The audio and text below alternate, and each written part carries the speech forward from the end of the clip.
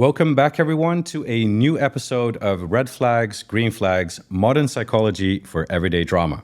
In this series, we are talking about modern dating and the hardships and uncertainties many people experience in the dating world, especially when it comes to online dating, finding a long-term partner, or dealing with toxic behaviors. Now, the aim of this series is to help listeners better understand what people are actually experiencing, thinking, and believing. Not to judge what is wrong or what is right, but more to gain perspectives to our modern dating world. And by using a psychological lens to interpret these experiences, we can gain better insights on how best to navigate the complexities of modern romance, in which sometimes love is best expressed as an emoji. One thing that is undeniable about today's dating world is people's growing unhappiness with how they are being treated by others. Social media is full of memes, videos, and stories of how people are getting ghosted, catfished, wait for it, cookie jarred, breadcrumbed, and orbited. If you don't know what these terms mean, don't worry, you will learn about them in today's episode of Red Flags, Green Flags. It seems, though, that toxic behaviors have become the norm in today's dating world. Dating apps and online dating definitely play a role in the rise of these behaviors. But what else is causing people to behave the way they do nowadays? We will dive into the psychology of toxic behaviors to find answers to these questions, but also reflect on the different experiences that people have today. Joining me on my podcast today is Elham Murdaa from Lebanon. She's a project manager in the luxury real estate space here in Dubai. And Abdullah Ahmad from Norway, a young finance specialist operating out of Boston and Norway, and here today to talk with me about the perils of modern dating. Abdullah and Elham, welcome to the show. Thank you. Thank you so much. Welcome to the show. So I love to get started before we get into the nitty gritty of things. I love to get started with just kind of telling the audience who you are and what do you do. Hello. So my name is Elham Murdaa and I'm Palestinian Lebanese. I've been in the UAE for the last 8 years. I've done my master's here, and by profession, I'm a civil engineer. And currently, I'm working for a construction company in the luxury construction field. I'm single, and I'm so glad to be on this podcast so that I can personally understand how dating works and how I can benefit from it and make my dating life a success. Fantastic. Thank you and welcome, and thank you for being on the show today. Hello. Abdullah. So my name is Abdullah. I'm based in Norway, born and raised in Norway. I have my roots from Pakistan. Currently doing my master in international business. Started in Boston, now in Dubai. I work mainly in real estate. I'm also a financial advisor in Norway, where I have my own company with my partner, where we work mainly with loan brokerage. I'm single, and I want to learn about this, understand how this modern dating world, how this is changing from before, and also look at this psychologically factors of how people are thinking now these days. Absolutely. And of course, your experiences will help us to kind of get a better perspective to that. So you said you're from Norway, you're based here in Dubai. So how long have you been here in Dubai, and how you're just recently here? So I'd love to hear perspectives of how do you about being in Dubai. How have you experienced the dating life in that perspective? And I think you have more experience than you do, but I would still love to hear the differences in perspective, maybe comparisons, maybe. I've been, as I said, in Dubai for the last 8 years. Dating here is so different than dating anywhere else. The thing is with Dubai, it is a bubble. So people fly into this bubble. They live in a bubble. And then when they go back to the real world, it's a completely different story. The fact that there are no relatives and families around, so people can behave as they want because there's no fear of what would my parent think or what would my cousins or something like that. So Dubai is like the escape. It is an escape. It's a playground for big boys, for big kids. Yeah. Parties every night. Everything's accessible. It is easy. Dubai makes things easy for people, which also has it has a positive impact, but also on the dating scene, it has a bit of cons to it. The fact that majority of people who come to Dubai do not want to to build a life in Dubai. Most of them come here for a transition period. So when you're coming for a transition period, You're not thinking about longevity, right? Exactly. Yeah. Why do I want to build something with someone when I'm leaving? Also, on the other hand, many people arrive to Dubai and still find love and build a successful relationships. Right. So both are possible. Both are possible. But maybe that second one's a little bit harder to do in Dubai. It is way harder to find the successful relationships. Yeah. What else from us? I think that's it so far. Excellent. Thank you. Abdullah? Yeah, from Norway. Oh, yeah, Norway. And you, like, I don't know, how long have you been now in Dubai? So I've been in Dubai like around 2 months now. Okay. So not that much experience. Fresh mind, off the right? boat. The same as you. You know, Abdullah, what they say in Dubai here, it's either you find someone who just arrived and you snap him off the market because he hasn't been contaminated. No joke. Before you get contaminated. Exactly. Yeah. Or someone who's been here for so long and he's just done it all and he's just done with everything that he's actually searching for someone. Yeah. So you're a good catch so far. I give you 4 months from now. Oh, I see something happening here in my podcast. We haven't even started yet. Abdullah, go ahead. But I've only been here 2 months. So I don't have that kind of experience here. Mostly my experience is from Norway. Where we have this normal dating apps and things are more normalized. There's not Dubai. I agree with you on that. That people come to Dubai for a short period of time, and they just want to have fun. To be honest, some of them even stay here, but they just get used to this lifestyle. This, as you said, partying, and you see all this money talks here, and it affects people's mindset. So you come here maybe with a good mindset, but it changed when you see this people's lifestyle. Wherever you go, you see this beautiful people well dressed. So it changed your mindset. Perspective. No, I think that's an interesting perspective. I've always said, look, I've been here in Dubai for many years already, and so what I've seen so far is that there's like a curve. So there's like a curve that goes up, like it's like the honeymoon phase. And then the first 2 years, people do change to what you're saying. Like, not everyone, but people who are susceptible to it. And then they get into this kind of phase, and I always ask, how long have you been here? And like, in my second year. And I'm like, okay, I know who I'm dealing with. But after the second or third year, then they've gone off that, high hill cliff, and they kind of put their feet back on the ground. And then those people who stay here 4, 5, 6, 7 years, those are the ones that have leveled themselves. They understand what Dubai really is, and they've gotten over the fantasy, and they look at more of a real place to live. So you mean like they go back to reality? Kind of. Yeah, I mean, but kind of like what you're saying, people come here by the attraction of what Dubai is, because it is a great place to live. It's safe. It is very luxury orientated. And so a lot of people get attracted by that. But I think there's a phase that you go through, right? And then once you get through that phase, you kind of come out of it and say, okay, now I get it. I've been there, I've done that, but now you level out. So I see people going up like this and then kind of levels out like that. So that's just a nice little insight. But I love the fact that you're giving that perspective, because you've been here for so many years, you've just been here for 2 months. So we have different ways of looking at the dating world, especially, right? Excellent. Thank you for that one. I just want to kind of follow up with some questions. So you're both single. That's great. So the audience listening and watching, like, both single here. We don't need to use apps. But when we do use dating apps, I mean, what do you use them for? Do you use them to find love, or you just use them to hook up? Can I go first? Yes, please do. Ladies first. So from my own perspective, I am not into hookups and one-night stands and all of that. So whenever I use the app, I make sure that my bio in the app says what I'm searching for. And I get so many people that are looking for hookups and they still want to match and they still want to chat. And I'd be like, but this is not what I want. So don't waste my time. From the start, cut it short and move forward. Personally, I use it in search for love, because when you work for long hours, go to the gym after work, probably make yourself some dinner, meet your friends or family if you have any here, your day is gone. So you have very little time to really go out and socialize and meet people. Right.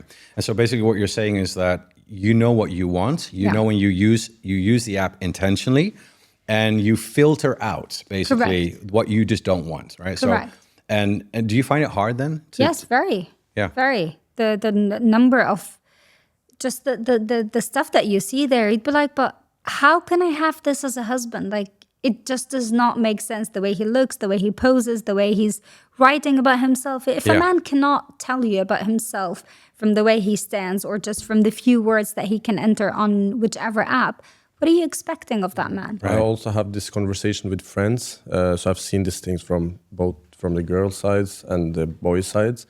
And I've seen that many of these women, they write in their bio what they want. But these men, they have this habit of just wasting their time, even though they know that she's serious, she want to get married, but they just swipe right because they just want to have a good time.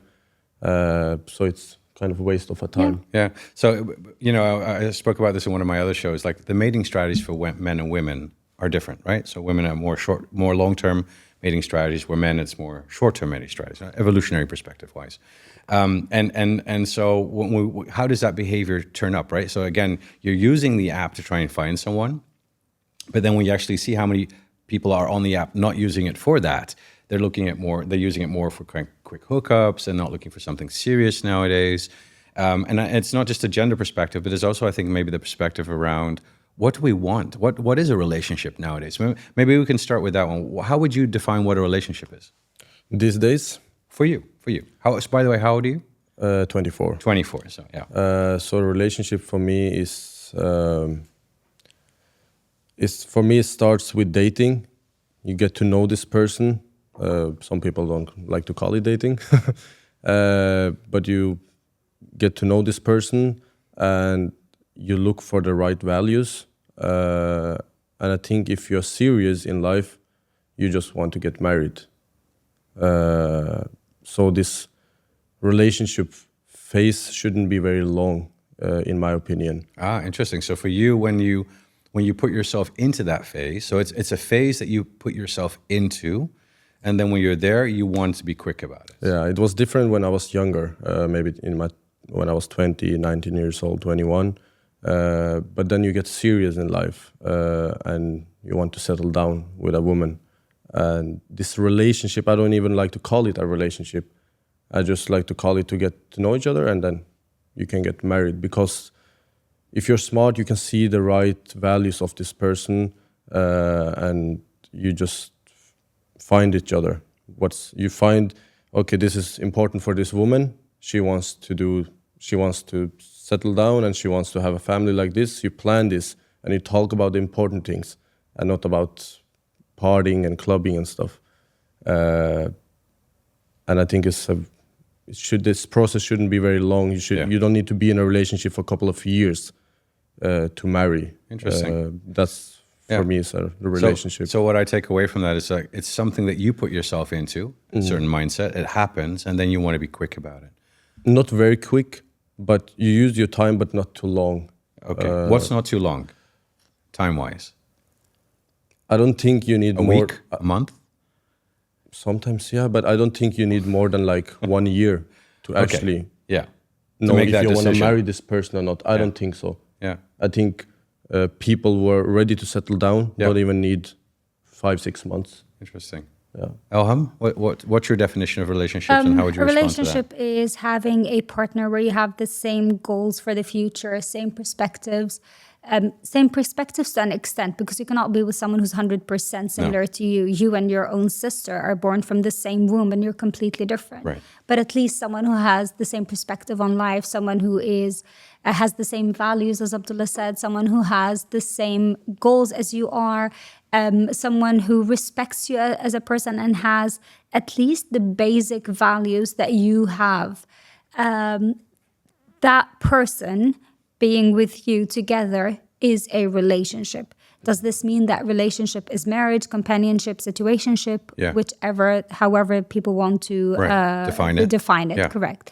And for the time frame that Abdullah was talking about, I genuinely cannot say there's a specific time frame for relationships. My grandparents have met for less than 2 months and they've been married for 60 years. Other people have been together, and I know of close friends that have been together in relationships for 5 and 6 years. They got married and got divorced after 2 years. So there's no time frame. It's just when you feel, when everything fits together. It's like a puzzle. Exactly. When everything fits together, it just happens. Interesting. So would you say that before for you that's what you're mainly looking for? Yes. Was when you were his age, when you were 24, was that the case as well?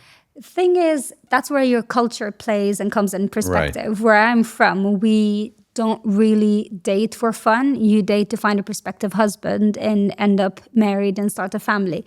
So even when I was that age, I wasn't into just dating for the sake of dating. Any guy that you look at him and you think, can I introduce him to my mom? Right. Will he be a good father? And that's how you think about men. Again, this is culturally. Right. I know from my European one question friends. for you. This Yeah. process of knowing this guy, even it doesn't matter if you're 24, 34, 40 or 50, but knowing this guy until marriage, that is kind of for me is a relationship, right? You start from there. You don't mean it's a time frame there, right?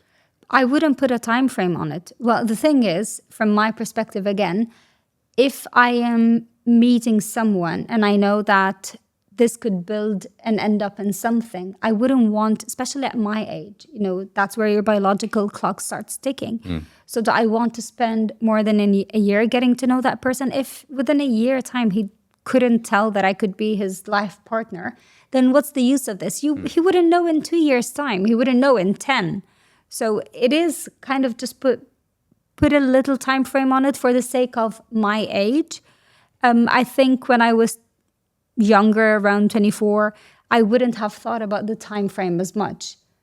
But at this stage, yes, of course, time is crucial. Crucial. Yeah. But you don't look back and say, "Oh, I wasted time," or you had regrets or anything like that. You learn from everything that you've been through, and whatever regrets you probably have.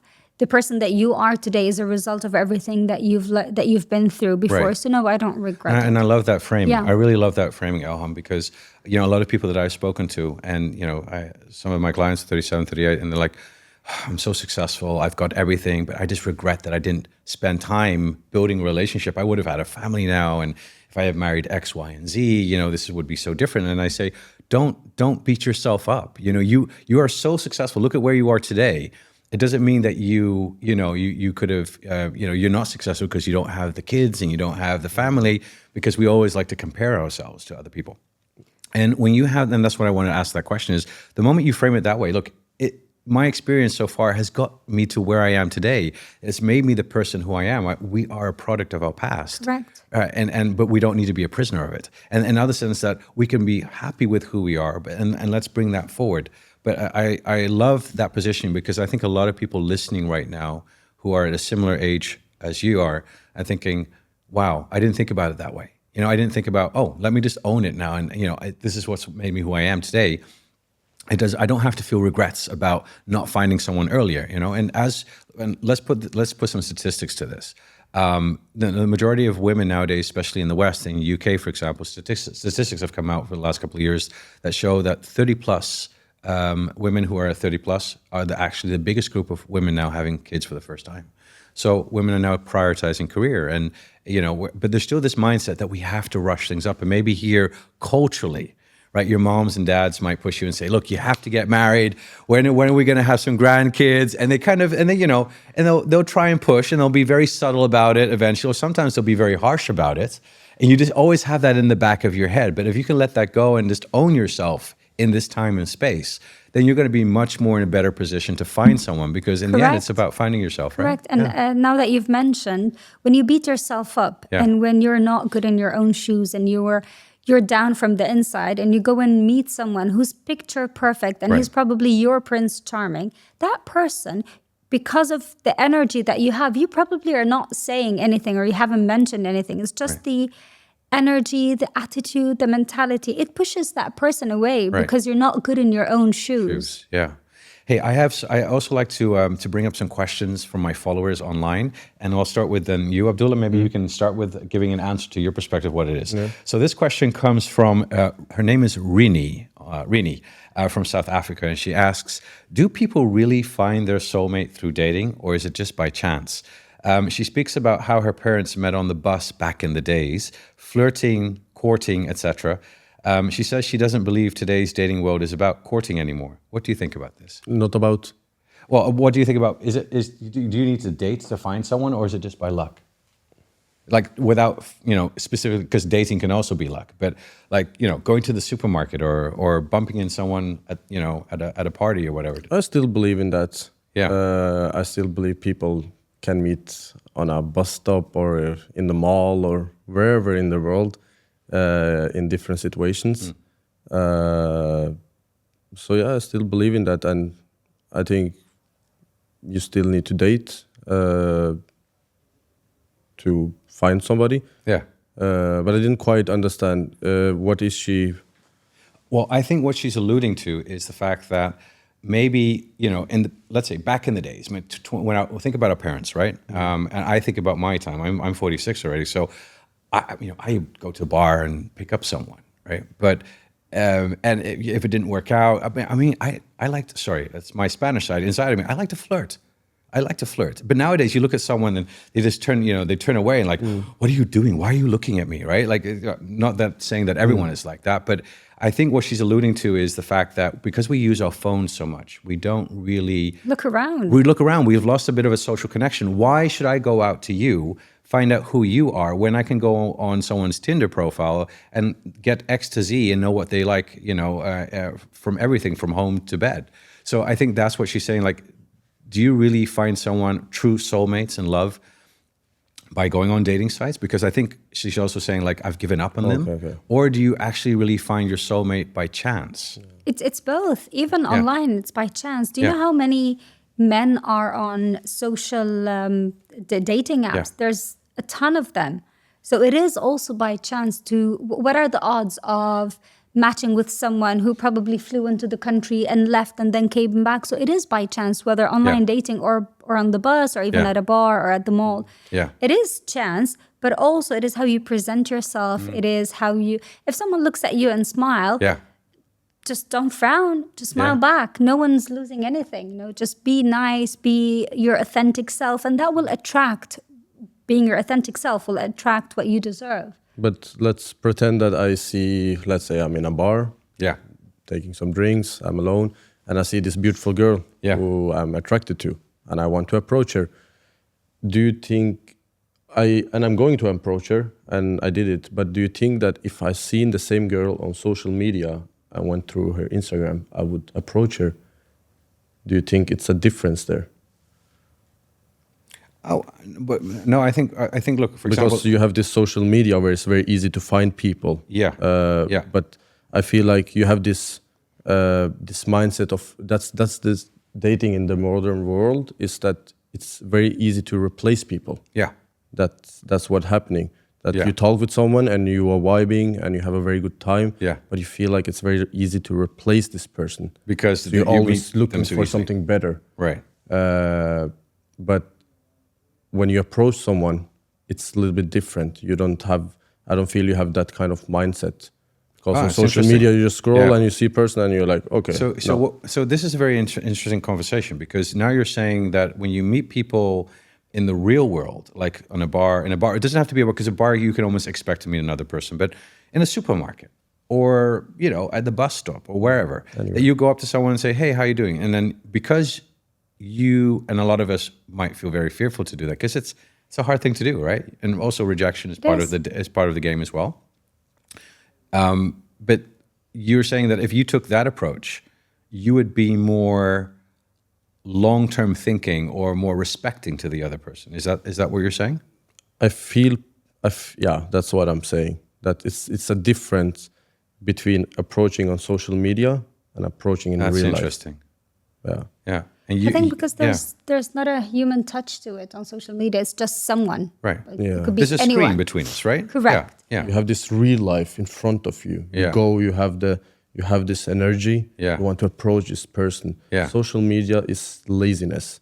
Yeah. You have these thousands of profiles. You can even see who this person follows, what kind of I wouldn't pictures. say it's laziness. It depends on your lifestyle. Yeah.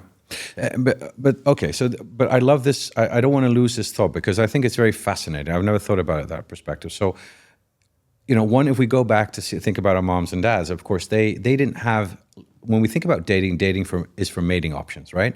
And to mate. And eventually, we could potentially get married. And then in many years ago, when there was no social media, it would be hard to find someone. Plus, often we would meet people through other people. So there was some kind of vetting. There was like a vetting system in place that, no, don't date him. We've asked about that Yeah, guy, you his know. parents. Big fuck boy, stay away from him, or don't date her, no, it's just there's something wrong with her. There would be that vetting system in the social perspective. And we do have that here still today, but with online dating, it becomes so open, you have access to anyone. Doesn't matter if they're sane or insane. But what I love, what you're now saying is like, I will go out, and if I really go out and meet another person, because that's what our moms and dads used to do, there would be more of an interest. And I think that the point here is effort. Not only were there limited options in the past, so therefore, if you found someone... That comes to laziness. For me, it comes back to laziness. It comes back to laziness for you. Yeah, and in a sense, that makes a lot of sense, because when you have to put effort into it, you value it more. From psychology, yeah. And it says that we have in psychology an interesting phenomena called... it's called the endowment effect. The moment that you own something or have something or you make it, you put more value to it. They also call it the IKEA, from Norway, sorry, Sweden. Sweden's IKEA, so they call it the IKEA effect, because when people put stuff together and they make it, they feel more accomplishment and they feel, so it kind of, when you were saying that, I was thinking about that. So when I put more effort into it, then I'm going to value it much more. And I think that's what social media apps are taking away from us. Right. And because by nature, our brains and we as humans are very lazy. So it kind of keeps us in a comfort zone that we don't critically think anymore. And like you said, and it's easy to approach. Yeah. That approach I'm making is the effort. Building the courage to go. It's the courage to do it, and you feel better. It's that you have actually done it. Yeah.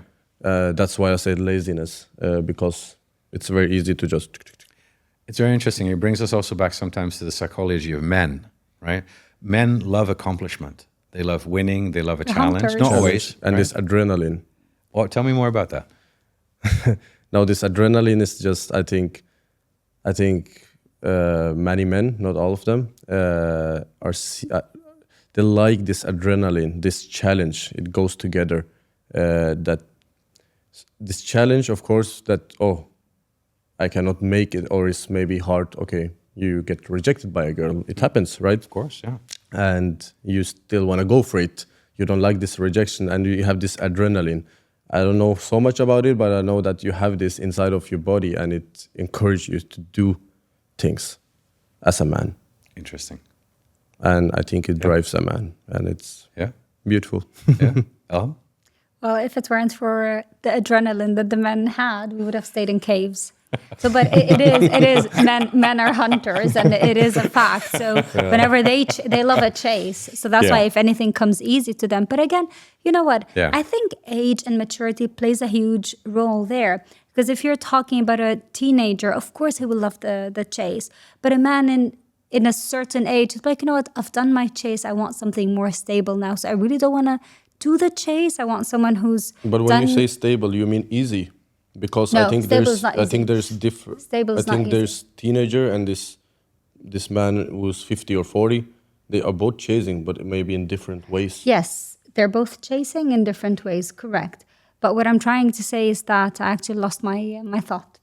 Sorry. No, but you were saying as you were getting up because because we all have different perspectives, right? And I love that we're challenging each other. We should, because remember we have different perspectives, and I think the audience all have different perspectives and they want to hear from us. So I love this discussion. But you were kind of alluding to when you're younger, you might be more adrenaline driven chasing. Correct. When and that's why you do more risky stuff. You ride bikes, maybe. hormonal. Yeah. But at a certain age, but I'm not saying age as in when you're 28. That's not what I mean. I mean when you have certain experiences, a certain level of maturity in you. Would you want to ride a bike on Mount Everest at whatever? No, no. Why am I doing this? I'm risking my life. So you start rationalizing things more, and in your search or in your quest for a woman, you don't go for the for the very lively, crazy. I mean it in a good way, crazy not. You know that you go for something that has had their own experiences. Have a certain level of maturity, and then you meet, because you cannot cope with that. There would be a huge difference when someone wants to go out and you're tired. So I take it when you date, you prefer to date men your age or older? For me, older. Yeah. And you're 24. Own age or older? No age. No. No age. No, I'm just kidding. maybe the same age. Yeah. It could be 2 years younger, 2 years older, but not very specific, Yeah. like plus minus. Let me share with you some interesting, because as you know, I'm writing this book, Red Flags, Green Flags. I've been doing my research, right? And of course, I've been looking at dating apps, and dating apps reveal something very special about human behavior, because it's the human behavior that we're not always conscious of. And so one of, I think OkCupid came out because they do share a lot of data about their dating app, and they actually find that women generally like to date a bit older, up to 8 years about older. They do also date younger, and that kind of like as they get older, I think from 40 onwards they start to date younger. And it's a great thing, because I think there's also kind of the stereotype around, like, okay, an older man is allowed to have a younger woman. That's always, generally, if you look around cross-culturally, that's always been this belief system. Yeah. And when we think of women actually dating now at an older age, there's often a bias around it. However, what the data is showing is that when you're 40 and older, you actually, for women, their life satisfaction or sexual satisfaction actually increases when they open themselves up to move away from that bias. And funny enough, what they find in the data from the dating apps is that the 22, 23, 24-year-olds are more interested in dating an older woman than like a man of 40. And so why does this work? Because a lot of women say, oh, is this okay? Am I okay to date a guy at 24 years old? Absolutely, because what the data shows is that the 24-year-old, 23-year-old looks up to a woman and says, I look up to you. I see you as a rounded person. You're successful. They find that inspiring. And they want to date an older woman because, and older is not older, but like above 30, because they feel, 40 or 50, because they feel that they bring that maturity to them that they're lacking. And they want to be with an older woman because they feel that maturity can help them become a better man. What's very interesting, they're also more willing to do their best because they know, I'm younger, so I need to show up more. Yeah. And so for a woman in her 40s, she takes a lot of pride from that, because now she, maybe if you're living in a very, traditional gender role mindset, you say, I want to be the provider now. I want to be the one making the decisions. And in that space, it's allowed. So you can change those traditional gender roles around by being more assertive and taking on that role. And a younger man would like to have that. So it's very interesting from that perspective. But as men, and this is what the data shows, as men, as they get older, younger women find them more attractive, and they also want to date younger women in that perspective. And I think the sweet spot age was 23 or 24, according to their data. So they show who is matching with who. And that's really interesting, because when we think about human behavior, we can only base on what we say with each other. But when we look at the data brings up some interesting data as insights about human behavior, especially around dating. I can agree with you on the thing you said about when I'm 24, and I've had this experience, a personal experience of dating a woman she was around 30 years old, I think. And I actually got that feeling that you're talking about, that I am mature, but I want to be more mature. I want to maybe match her, and she makes me because of her, I want to work harder and be more mature. And I've also been with girls who were younger. Maybe, let's say, when I was 23, I was with a girl who was 20. And it's a difference in not all cases, but in certain cases. And that's very interesting, actually, that you have this drive that I want to work for it. Yeah. There's different mechanisms at play, and I think thanks to this data, it's kind of giving us new perspectives and breaking down some of the stereotypes we have. And look at Emmanuel Macron. His wife is 24 years older. And Ashton Kutcher, he was, I think, I forgot her name. Mia something. I'm not sure who she was, but I think she was about 14, 15 years older. So I like the fact that we're breaking stereotypes nowadays. Hey, I want to quickly just jump into talking about, when we think about dating, because we've all had our own fair share of experiences, and I guess bad experiences. I wouldn't call them bad. It's learning experiences. Yes, I've had my share of learning experiences. Be positive. You never know. Absolutely. I love the resilience here. So let's talk about, these common phenomena like breadcrumbing and ghosting. So ghosting, have you ever been ghosted before? Yes, I have. Yeah. Have you been ghosted before? Yes. Have you ghosted? Yes. Have you ghosted? No, never. Really? Never. Never. I find it disrespectful. Yeah. Probably if I were 18, I could give myself an excuse, but come on, it's common decency. The least that you could do is tell that person, thank you so much for whatever, dinner, drink, coffee, but this is not what I'm searching for. I wish you the best of luck. Why do you And think that's people it. ghost? I think they don't have the courage to speak up and say, this is not what I want, or I'm looking for something different. Yeah. Some people ghost probably just to feel good about themselves, that, oh, I left her hanging there. I'm not sure what No, goes I in agree people's with the first brains. one. That when I said I ghosted, I didn't Yeah. do it now. I more like now I know where I stand. Yeah. I'm on my feet. But then I was more younger. This is like maybe probably 3 years ago, and I ghosted. But why you ghost is because you don't have this courage to tell this person straight out that, hey, maybe I'm not interested, or you are maybe not for me. Yeah. Yeah. We are not matching, and this is my opinion. Yeah. But you just ghost, and then this person have this bad feeling, and Right. maybe Leave them hanging, right? Yeah, From you that just perspective, leave yeah. them hanging, Yeah. and because of this experience, Yeah. maybe she likes you, so Right. maybe because of this experience, she will Yeah. let it out on the next guy she meets. Yeah. Yeah. Well, but were you conscious about it? When you knew that you ghosted? No, Did you think about that having an impact on the other person like that way? not in that moment. No. Because from my perspective at that moment, I was thinking that, okay, this girl is most probably just thinking the same as me. Yeah. But sometimes they're not. Sometimes the boy feels more for the girl, and the girl feels more for the boy. Right. And that's why it's important to have this courage to just let the other person know and be honest. Yeah. Honesty is very important. And this is where I think maybe sometimes our modern dating world, especially with mobile apps, where we kind of feel that we have such easy access that we don't value a person anymore, right? We look at a partner as an option, not as a human. And because we see them as an option, we see, like an avatar on our phones and whatnot, we just look at them as an option. It's crazy like how a screen can make us completely disconnect emotionally. You said it in the beginning in your intro that expressing love is an emoji these days. Yeah. So It is. yeah, it is. Yeah, we're digitizing. Look, I mean, this wasn't part of the topic on it, but I'm doing a lot of research on AI, and people are so fascinated by artificial intelligence nowadays, and they think, wow, how ChatGPT, it's so intelligent. And what they don't realize is that ChatGPT, the technology itself, is something that we call weak AI. Weak AI is an AI that can do one thing only, like roll the dice, predict the next word that's going to come out. The only thing it's been done on, it's been trained on billions of parameters, billions of text, to which it now feels like it's real. And so, but the problem is the weak AI is very functional. It doesn't have emotion. It's not complex. It doesn't understand emotion so well, or human intuition. So as we're using the AI technology, it's controlling us, right? It's controlling our behaviors, but in a weak way. And so one of my theories is that the AI is dumbifying us because it's dumb itself.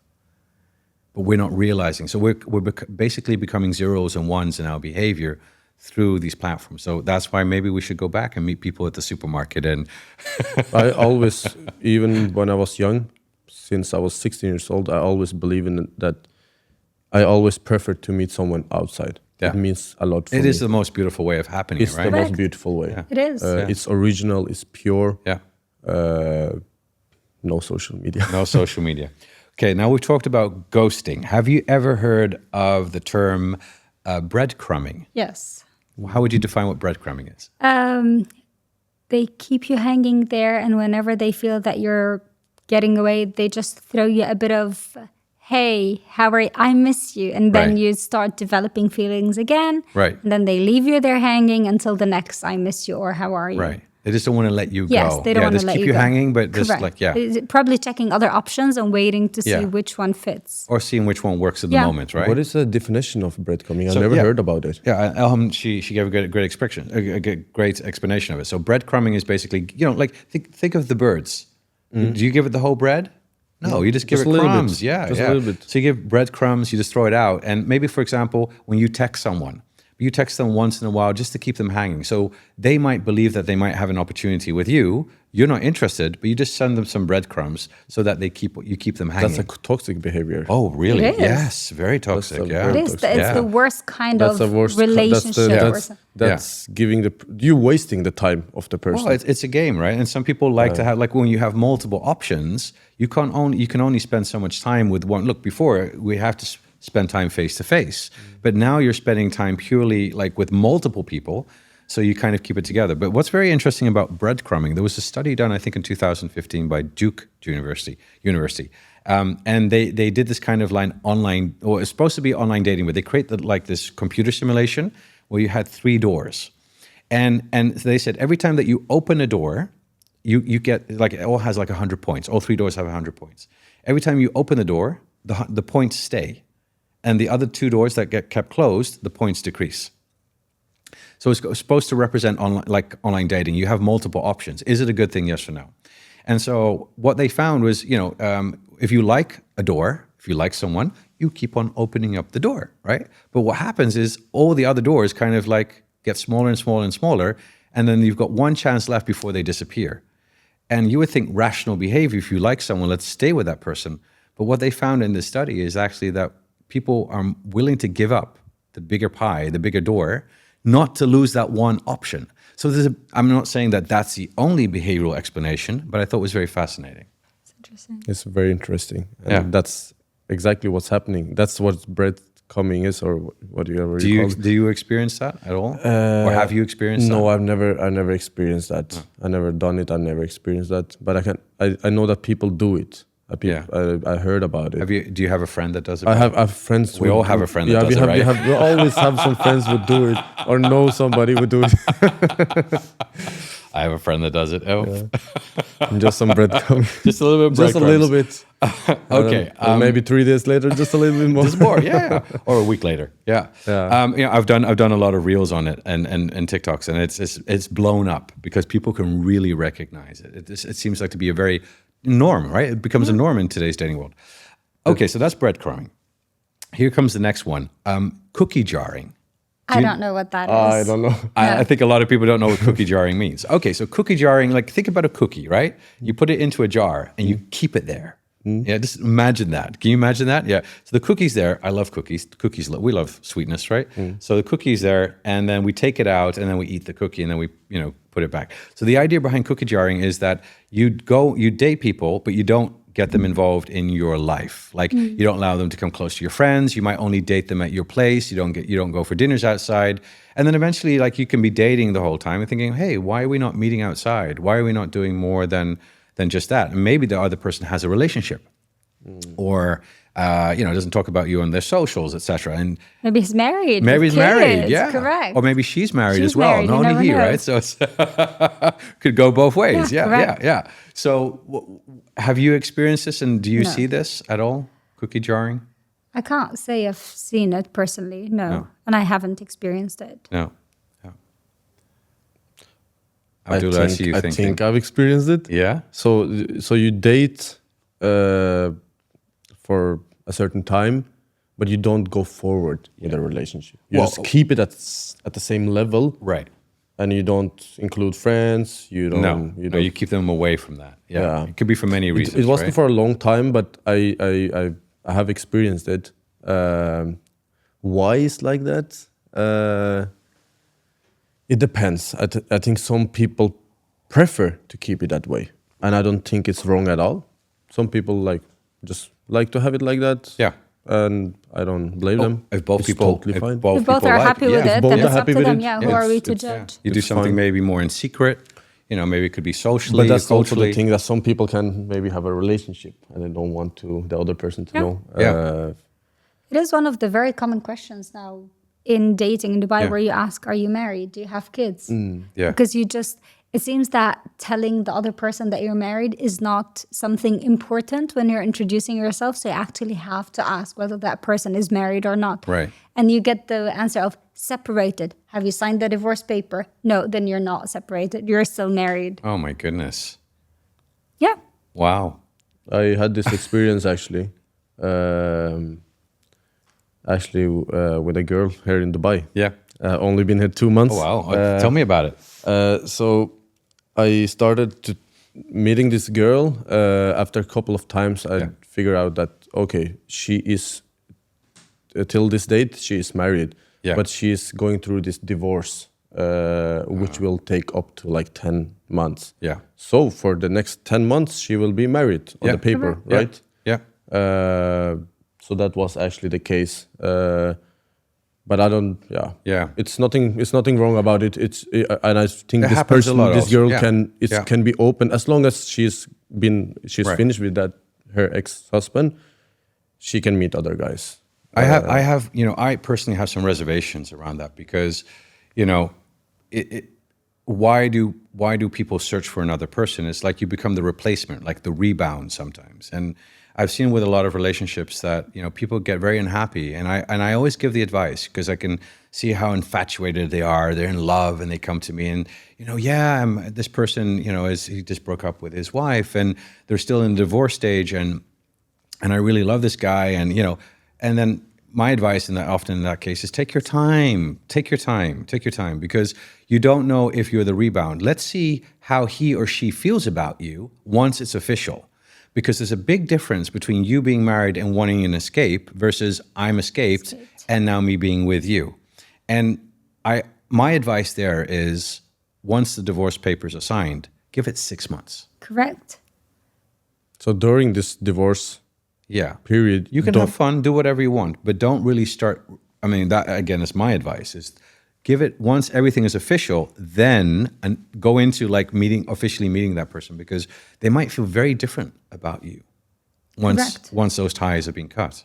And then if you give it another 6 months, and after 6 months it's still booming and it's everything, go for it. Absolutely. No, I totally agree. Everyone needs some time after a breakup to work on themselves, to heal. Yeah. Because it's not fair to come into a relationship and bring baggage with you. You Right. need to deal with your own things or own feelings. You need time to reflect. Then enter the relationship because you don't want to repeat the same issues. Yeah. And from inside also there are feelings involved that Right. need to heal. Yeah. Hey, we've got 10 minutes left, so I just want to quickly jump into final thoughts. Final thought on what do you feel about cheating? Completely unacceptable. Completely unacceptable? Same. Yeah. But do people cheat? Do people cheat a lot? People cheat all the time. Yeah. It's a lot of cheating, both from men and women. I have my opinions about it. Yeah. It's not for like I feel everybody cheats these days. People cheat, and I don't like it. It's not acceptable. But I also feel that I'm not saying cheating is acceptable, but I think women and men cheat in different ways. Right. Men cheat, not always. Yeah. But mostly I've seen that men cheat, and I heard that men cheat without feelings. And women, when they cheat with feelings. That's an interesting perspective. And that is very interesting. Yeah, I've done my research on that as well, and it seems that men cheat more physically, but guess what? They hate when their partner cheats physically. Women cheat more emotionally, but they hate when their partner cheats more emotionally. And according to the research, often I get this question, how many men, so both men and women cheat. So when it comes to physical cheating, it seems, hold your horses on this one, 1 out of 5 in long-term relationships and marriages, 1 out of 5, so 20%, according to various sources. But we won't go into that. That's for a different show. But I just wanted to kind of, in light of time, I just kind of want to go through a fire round with you. And I'm going to ask you one or the other, and then I'm going to ask you very quickly what are 2 red flags and green flags in relationships, and then we'll close it up for there. Okay, quick questions. Give me your quick answers. Cardi B or Nicki Minaj? Neither. If you could choose one. I'm not a fan, so neither. I'm not even a fan, but let's choose one. Just choose one. I'll take Cardi B. Cardi B, yeah? Yeah, and what about you? I would do the same. Okay. I won't ask why. Okay, but so and just going with the social norm here, the conformity at this perspective. Good. Cardi B, right? I like Cardi B, but I prefer Nicki Minaj. Just like her videos. I don't want to ask why. No. I just like her videos. I don't think I've seen a video clip. They're both fun. The movie American Pie or Mean Girls? Mean Girls. Mean Girls, yeah, for you? American Pie. Why Mean Girls? Because I was not allowed to watch American Pie growing up. So And why American Pie? Because I haven't watched Mean Girls.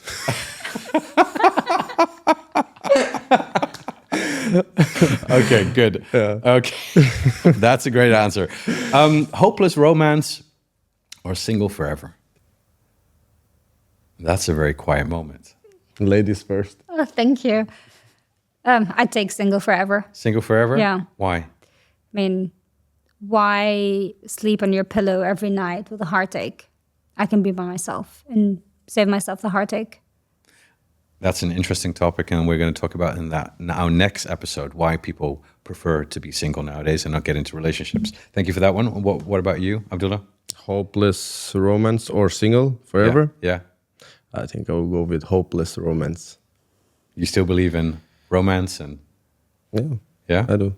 and chivalry, opening the door and singing a charade? Of course, I do believe in it, Yeah. but if it's bringing me headache, You're more realistic. then I am realistic. I am a realist. Okay, quickly moving on. Mommy or daddy issues? I'll take the mommy issue. Mommy because issues? as a female, we tend to nurture, and Yeah. that's my way of loving. I nurture my partner. Yeah. So I'll take that. It's easier Yeah. than daddy issues because otherwise he has a really big shoe to fill all of his life. So I'll take the mommy issue. Mommy issues? So when you ask this question, you mean For you? for me? Yeah. Putting you on the spot. Yeah. I don't know. Which Maybe one? mommy issues. Mommy issues? Okay.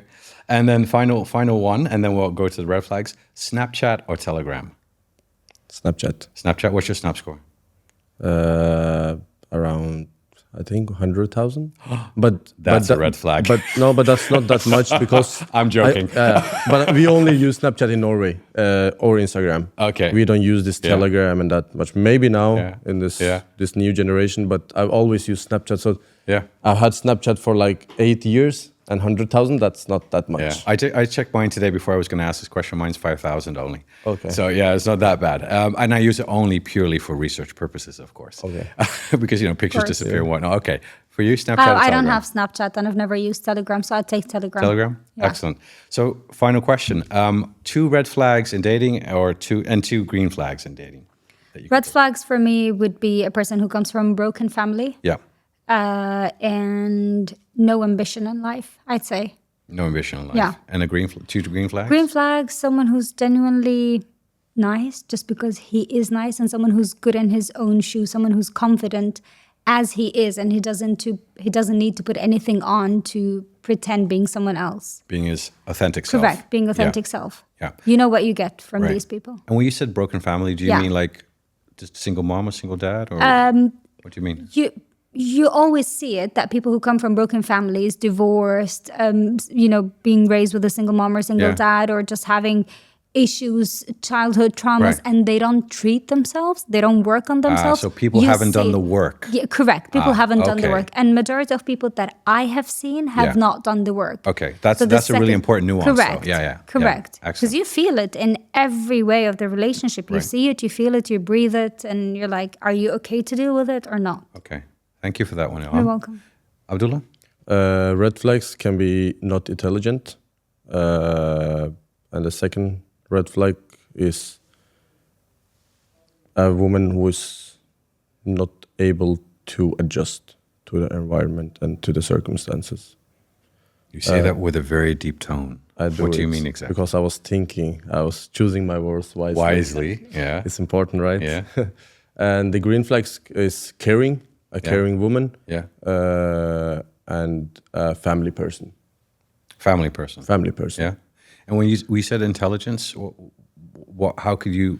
What do you specifically look for intelligence? It's not specific. Yeah. It's just being intelligent Yeah. in different moments, in when you have a hard time, when you have a good time. Even so when like you're out in the emotional supermarket, intelligence. just being intelligent. Yeah. Yeah. Okay. Fantastic. Abdullah, Elham, thank you so much for being on the show today. Absolute pleasure to have you here, where we talked about just relationships in general, about our experiences.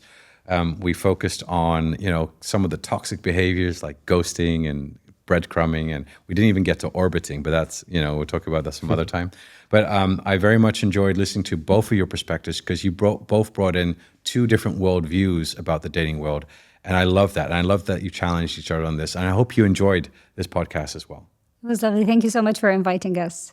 I loved it. Thank you. Thank you. Looking forward for next time. Yeah, many thanks. And thank you so much.